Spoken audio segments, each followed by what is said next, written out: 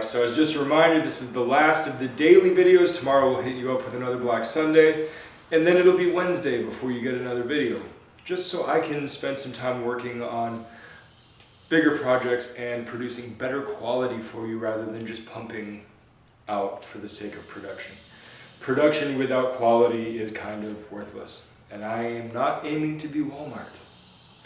So, what should I talk about? I haven't planned anything out for this, I don't know. So let's spitball off the top of our head. What can we talk about today for the last of the dailies? Well,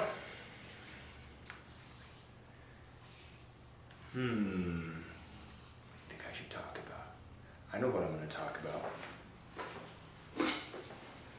My new training knives. This is a piece of pine. Just off-the-shelf commercial wood. I actually snapped a wooden rack that was trashed in the alleyway behind my place to take some wood off of it and carve into knives. Now, I want you to understand something. When you are training with training knives, there are various kinds of training knives you can get. You can certainly buy commercial ones. Most of them are made out of rubber and plastic, and that's fine. Some are made out of wood. Usually much nicer wood than this, and then some are made out of aluminum or other metal, obviously not edged.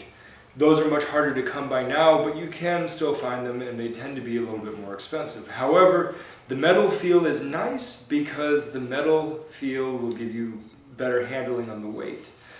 But for partner practice, you need something safe. I like the rubber ones well enough. Sometimes they're a little too flexy depending on the make. I like my cold steel one very well. But the fact is that I don't always have a lot of money, and I'm okay with carving. I'm not great with it.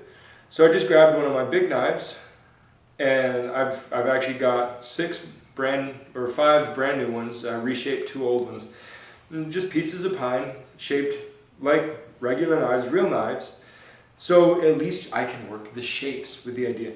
You know, when I was a kid, we used to carve swords out of sticks and planks and stuff that we had around. We used to make axes. We used to make weapons and play. You know, we didn't just sit around playing video games. We didn't just, you know, sit inside all day and drone on TV. We went out and we played guys. We would be good guys. Seldomly we would be bad guys. We would always, you know, fight and wrestle, and we did stuff like this. And I haven't carved knives in a long time, or swords or anything like that, because I haven't needed to as an adult. I can buy real weapons, I can buy trainers and whatnot. But then I got an idea in my head, and I wanted more in different shapes, and the ability to randomize my training, at least for shapes and handling. And so what I did was, I found lumber, cheap lumber. You can buy lumber if you live in a big enough city, or you live near a farm or something. You might be able to find scraps that you can carve too. Handsaw. You'll do well with a coping saw, but you know, big handsaw. I used a camp saw actually. A sharp knife for whittling, and then a Dremel with a rough grit sander head on it. The rough grit is what I used to get all this, you know, smooth out the edges and get all the shaping done. I used the knife to whittle down larger chunks, and then of course I used the saw to rough cut.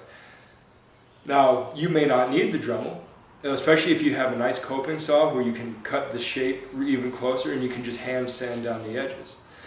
But this was just, this was just half inch wood.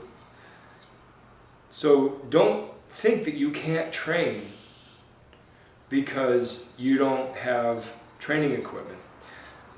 You can find stuff you can use, and you don't have to carve out a shape.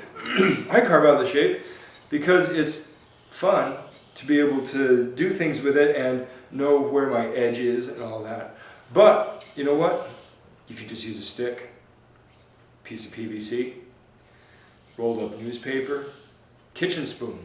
You know, one of those big wooden spoons. You can use all sorts of things to do knife training, to do stick training, to do staff training, to do, you know, gun disarms. You can be creative and you can train. Don't ever assume that you can't train based on a lack of proper equipment. You can always find things and make it up as you go. It's better than nothing, at least 9 times out of 10. And I guarantee you, you'll be happier and better for it rather than waiting and waiting and waiting for the perfect opportunity to come along. Good journey.